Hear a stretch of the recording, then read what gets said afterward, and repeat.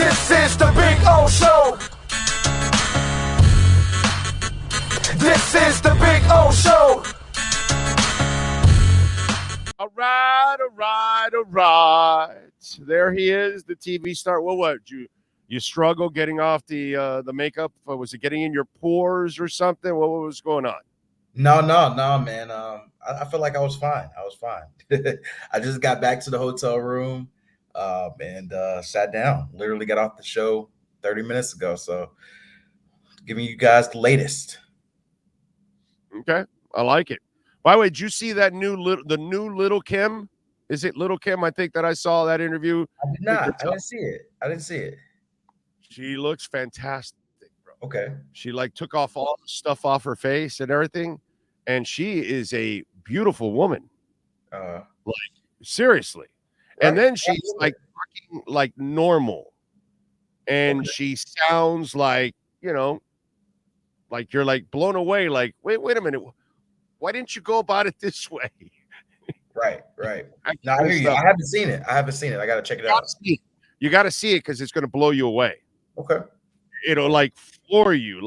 Wow, you look fantastic. Because I saw it and I was confused. Was it Little Kim or was I confusing her with somebody else? Because I saw the interview a month ago and somebody brought it up, and I'm confused if it was Little Kim or not. But I know I was blown away with the interview, and I was like, wow, dude, she completely changed and she looks fantastic. Seriously, it's impressive. Okay. Impressive. She was tired of living that life of the rapping and obviously she was performing a lot of strip clubs, and so she wanted to kind of clean out her life apparently. And when you see her now, you're gonna go, holy shit! Impressive, impressive. Seriously impressive. All right, it's pretty cool. All right, so how's TV been the first couple of days? It's been good, man. I enjoy doing Good Morning Football, man. It gives you an opportunity to show a little bit of my personality, and I think it's we just have a bunch of fun. This week is probably the slowest quote unquote week of the off season because there's not a lot going on, but that show, it makes you feel like it goes by fast because we're just talking fun topics. Last couple of days we had Grady Jarrett on, and he's given us some player perspective from the Falcons. We got Ryan Leaf, who's NFL quarterback, and so I'm adding my insight, and so we're just kind of flowing. It feels like a breakfast table, and so I enjoy doing it.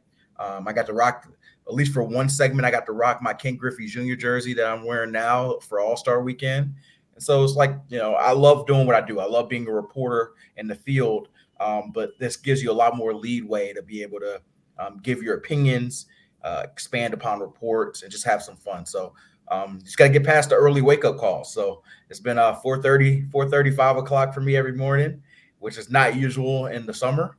But it's 10:37 now, and then I'm talking to you, giving you some insight for where we are. And after that, I've got the rest of the day. So it's a good and a bad balance. But I've enjoyed my first 2 days, and we got 3 more. What's it called? If I would have known you were going to wear your Ken Griffey Jr. Jersey, I would have whipped out the Ken Griffey Jr. rookie card. Oh, you got the rookie card? Yeah. Oh, hell yeah! I got his Top Stadium rookie card, and I got 2 of his rookie cards. Okay. Top Stadium, and then the other one, I think it's Fleer. I'm not exactly sure, but yeah. I definitely have the rookie cards are the ones his top one, I believe, is the Top Stadium, the one with the bats right behind him. I don't know if you've seen. I don't know if you even know what the hell I'm talking about.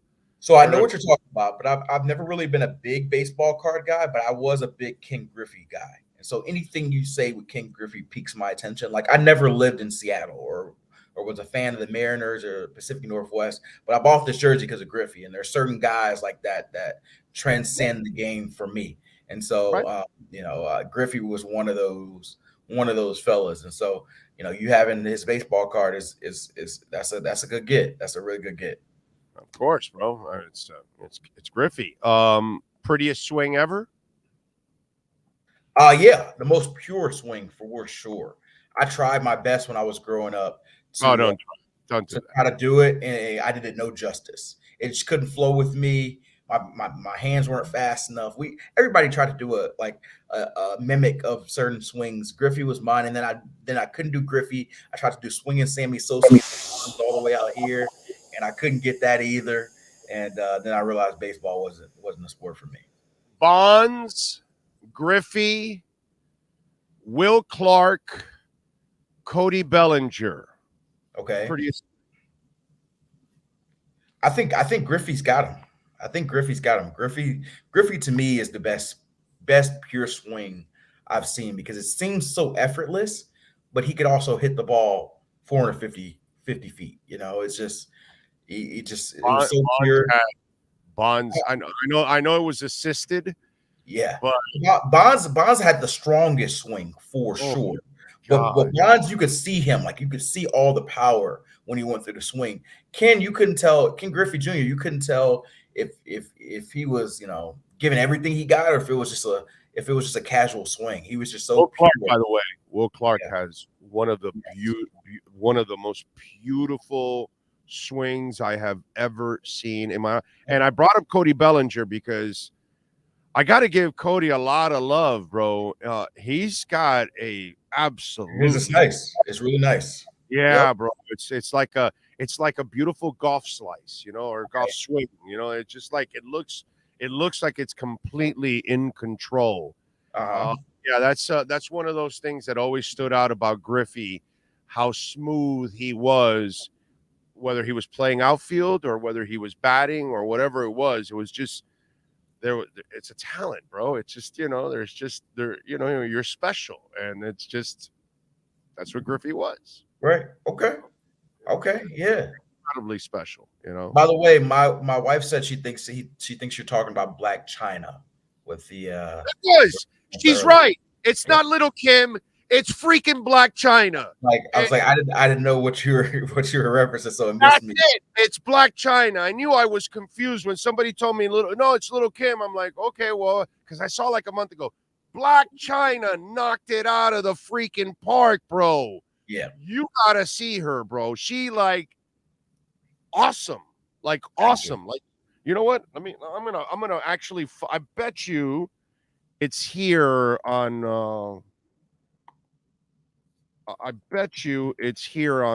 YouTube what she did to herself. Like, she is a completely different person. Okay. Seriously. Yeah, I was like Black China. I was like Little Kim. I was like Little Kim. I haven't seen. No, it's Black China. I knew I got confused. Yeah, and she completely cleaned up and all that, and she was doing this interview, and dude, I was blown away. I was like, wow, good for you. She completely changed, and the way she's talking and everything, she's like sounds normal. Yeah. Like normal, okay, and I commend her, bro. I was super. You see her there? She's never looked like that to, the Black China that we were all used to. It's like, that looks really good. Yeah, she took off all that stuff from her. What's that called? The fillers or whatever that. Ask your wife. Huh? Face fillers? Is that what you're referencing? Is that what it's called? Sure. Yeah, I think so. Okay. Well, yeah. It's not my lane, Diego. You got me a lot further than I usually go outside of the celebrity. I know, but we were talking about it before you came on, and I was wondering if you had seen it because I thought it was. She does look. You're right. She does look. She looks. No, great. you got to listen to her. Okay. That's where you got to all right. Okay. Cool. Yeah, it's super, super impressive, dude. I was really, really impressed. All right, so let's get back to football and bore everybody. What do we got going on with Dalvin? Because I want Dalvin to know. Okay. Did you ever watch the movie Rounders? I did not. No, it's about poker. And Matt Damon is in it. Was it before 1990? Yeah, that's no. It's not. Rounders is, I want to say, somewhere in the 90s. 1998. Okay, you know what? Is Rounders the movie with like Worm and like KGB. It's like a poker movie, right? Yeah. Exactly. Paying the man I've his money. seen it. I've seen it because he ends up taking all his money. Yes. I do Pay remember the man his money. That's the famous line from it. Yeah, Yes. that Matt Damon gets the best was- of him and all that, and he's separating the Oreo cookies and all that kind of shit. Absolutely. I remember that movie. It was before 1990. I told you, if it was before 1990, I don't have a great chance. But if it's after 1990, then it's fair game for me. And so I do remember watching. I'm a big poker guy, and so I do remember watching Rounders. Okay, so I want to encourage you one day, if you ever want to play poker with Dalvin Cook and his agent, you should, because they suck at poker. They suck at poker. Okay? Yeah. Somebody tell them, what is it, Zach Hiller or some shit? Somebody tell Zach Hiller that when you're playing poker, you can't show your cards or your face right away. And they have sold from day one, because I know what's going on. They met with the Dolphins the second they got released. Mm-hmm. And the second they got released, they got depressed by what Chris Grier was offering them, because they didn't understand what the hell was going on, what the market is like. Look what's going on with Josh Jacobs now. Now the reports are that if Jacobs wants a long-term deal, it ain't going to be with the Raiders. And you saw what went on with Aaron Jones. Like, yo, you want to stay with us? You got to cut from 17 to 11. And look what's going on with Saquon Barkley. All this crap's going on. I think the agent and the player completely misjudged the market, completely mishandled this whole thing. And I think they're in shell shock now. They're in shell shock that the offers that are out there are not that impressive. They're not that much better than Miami, if they are any better than Miami. And I think they're kind of, I think they played bad poker, put it that way. What do you think? I don't know, man. I honestly don't. I think we'll see. I think Dalvin Cook is still a really good player. And that's not the point. That's it. So my thing is whether he ends up, I know he wants to be in Miami. And so we're gonna see what it ends up, but like everything, all of it's negotiations, right? Like if I'm negotiating for my salary, you're negotiating for your salary. There's different elements of that come into play. And there's some negotiating going on here, dude. Well, there is teams. There isn't much negotiating going on here, bro. He's got offers. They're bad offers, because that's just the way running backs are treated now. And it's him settling for what he's going to get. Settle for what the Jets give him or settle for what the Dolphins give him. But there really is no negotiations going on here, because everybody's pretty much got him by the balls. He's got no leverage here. The Dolphins are not in a position like, oh my God, we need you. They're not acting like that. They're acting like, yo, here's what we can afford to give you. You're a luxury for us. You're not really a necessity, even though we all know deep down inside the running game will be better with Dalvin Cook, and he would be the best running back of the lot. We all know that. But that's one person is playing poker the right way, and the others are not playing poker the right way, is my point. And I think I don't want to play poker with Chris Grier. That's all I'm telling you. Mm-hmm. Yeah, I mean, Dalvin, I'm eager to see when he signs, because we're all kind of circling training camp.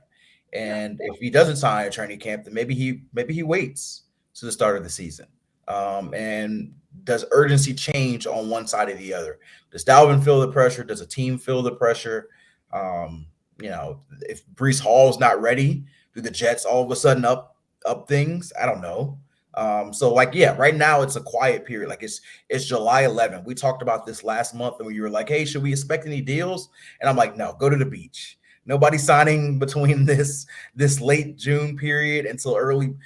Come back the week before training camp, and that's when you'll start to talk about this again. Now, we'll talk about it on Good Morning Football every day. So if you want to tune in, we'll definitely talk about it. But as far as like an actual transaction, I don't think anybody, and I even reported this on GMFB yesterday, nothing's imminent. Nothing's imminent. We're all kind of in a waiting passing game, and then we'll kind of see where things go. But I will say the Dolphins were 31st in rushing last year. And so They gotta be better. Whether it's their own in-house guys, Rheaume, Jeff, and A-Chain, and the Mike, and the line. line being better, and Mike McDaniel, committing Stick to with the it. run more, Yes. or is adding a Cook and saying, hey, we're gonna be better because we have a top end guy like Cook to go with our other complementary guys. I'm not sure which route they go. Obviously, money plays a factor, but their run game has to be better. Where are we headed with this position? Where because college kids and high school kids, and especially high school kids and their parents and their guardians have to kind of tell the kid, hey, you want to play in the league, but do you see how they're treating you in the league? You're only going to play for one contract. Right. Very few running backs are going to get a second contract. Very few running backs are going to take in early in the draft anymore. So you're not really going to be a first rounder or even a second rounder unless you're really special. And then they'll say, well, you know what? We'll throw away a second rounder and we'll play them for 4, tag them for a year or 2, and then get rid of them. And we've used them up. Where are we headed with the running back position in the next 10 to 15 years? I've never seen a position get depressed as much as the running back spot has over the last 5 years. I think it's kind of frustrating for me because I love running backs. I think they're, By the way, fullback was one. Fullback, yes. When I was a kid, everybody had a fullback. A lot of people used a fullback. Right. That position went to almost extinct. Yes. And so now we're watching the running back. But the thing that frustrates me, I love a fullback too, but the reason why it frustrates me for the running back spot is the position usage hasn't gone to stink. Like the fullback usage when it stinked and they went more 3 receiver sets. Teams are still using running backs plenty. They just have decided that we're not going to pay them. And it's been like a collective issue. Or keep them long. They've essentially decided that, yes, we use the position, but it's a replaceable position. It's a replacement level position. They're dime a dozen. And so we're not paying anybody long-term extensions.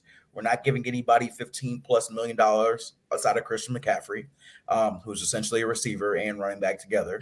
And by the way, that's only because they weren't paying a quarterback. Yep. They had a 7th rounder as a quarterback. And they said, in order for us to have success, let's put everything around this kid, which was, by the way, super smart on their part to do that. But that was a luxury move by them because they weren't paying a quarterback. If they were paying a quarterback, you and I know they don't make that move. Right. And so, I think the most common refrain is mamas don't have your kids grow up to be a running back. And hopefully supply and demand changes everything. And so hopefully there's a cycle change where so much demand is going to other spots. And then it becomes, okay, everybody's passing 70% of the league. What if I have a Derrick Henry? Can I run the league that way?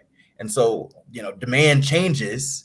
If demand changes, then you got to pay the unique guys. And so I hope something changes for these guys because they're some of the most exciting players in the league. Like we build our shows. What you just said, you just talked about Derrick Henry. Right. He is this era's Walter Payton, Barry Sanders, Jim Brown.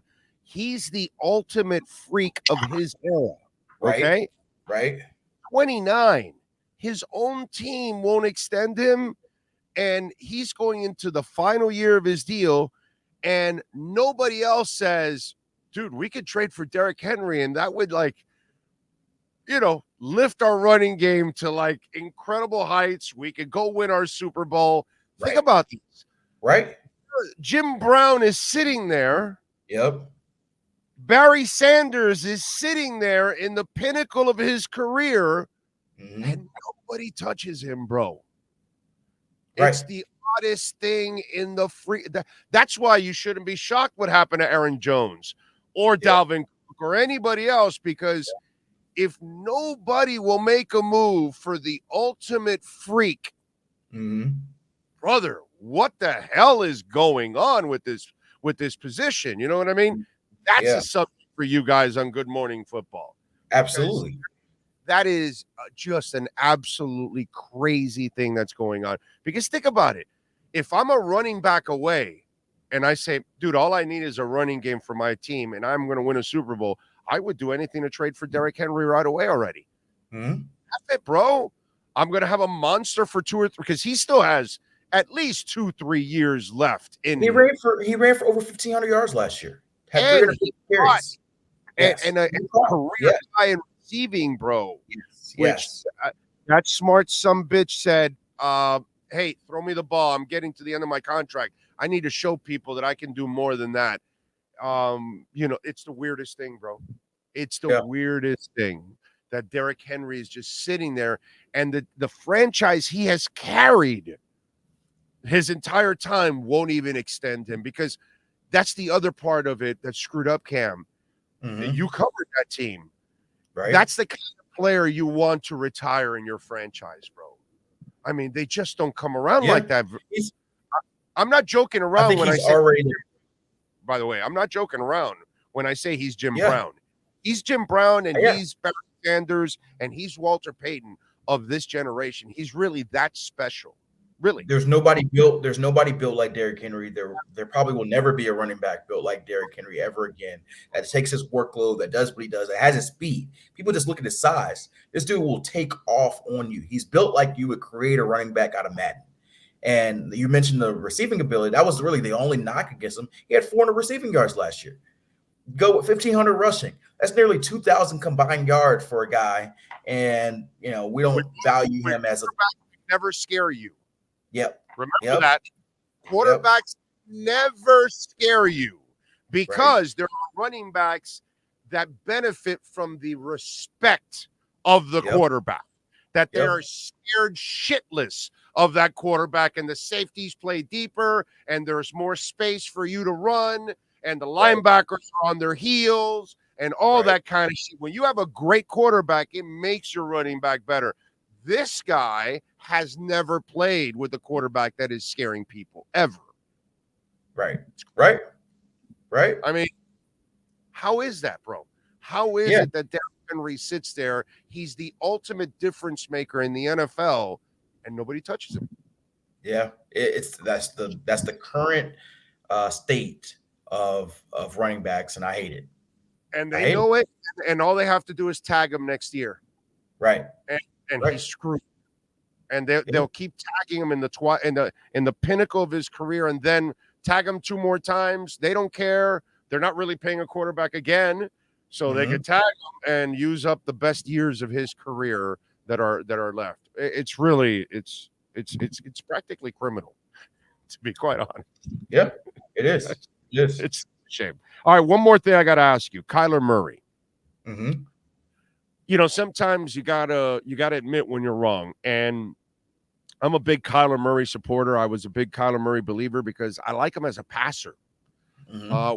One of the things that I didn't like about the guy you covered in Tennessee and we had here in Miami was that I didn't think as a passer he was that guy ultimately. And I think this guy has it, but unfortunately, whatever it is, professionalism, lack of commitment, and then the one thing that I was always worried about with Kyler Murray, and I was wrong until now, was the injuries. So now he's finally coming back from an ACL. Where are you with Kyler Murray? Because I think I'm at a point where I have to say I was wrong. He's not going to become the passer in this league that I thought he could become, even at his size, because, it's hard to catch him. So he can pass. He has that skill set.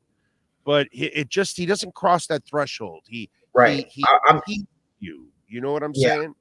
I'm eager to see what he does once he's healthy this year and next year, because the narrative on Kyler Murray has gone completely downhill, especially since the report came out about him studying in the film and with a big contract. And I think he became from one of these players who he's the most exciting player in the league. And when he's at his peak, he still looks like that, to a guy. Is he wasting talent? Is he maximizing all that he has? And you don't want to be one of those guys like, hey man, he was really talented if he just worked a little harder, or if he just gave a little bit more. And so I want to give him, he's coming off the ACL, so we may not see him at the start of this year. I want to see 2023 and then 2024 before I fully write him off, because part of that is sometimes you need a kick in the butt.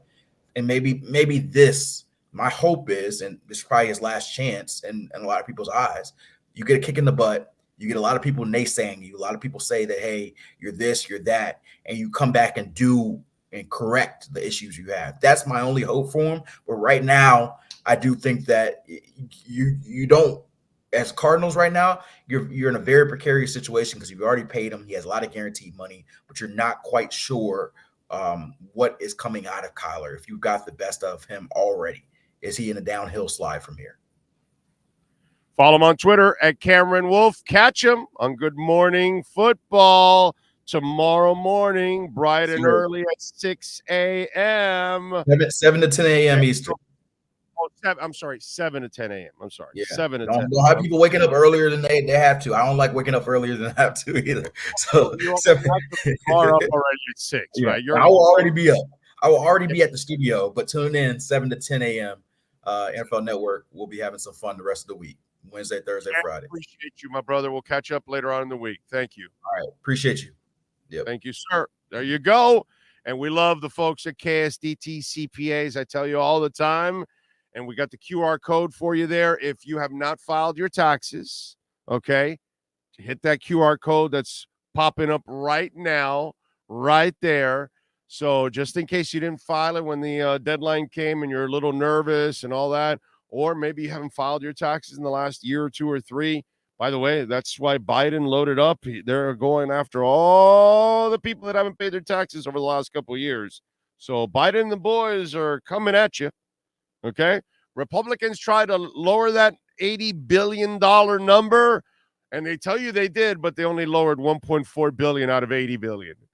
So there's $78.6 billion of extra IRS agents that are coming after you if you have not paid your taxes. Okay. So if you're overdue this past deadline or a couple years, use that QR code. Please reach out to the people at KSDT CPAs. They will take care of you. I promise you, wherever you're at, doesn't matter. You can do all of this by phone, man. So call the people at KSDT CPAs or use that QR code 305-670-3370. Get your phone, put it on photo, not on video, and then you look at that QR code. You'll see the link. Hit the link. It'll take you right to it, and reach out to the people at KSDT CPA.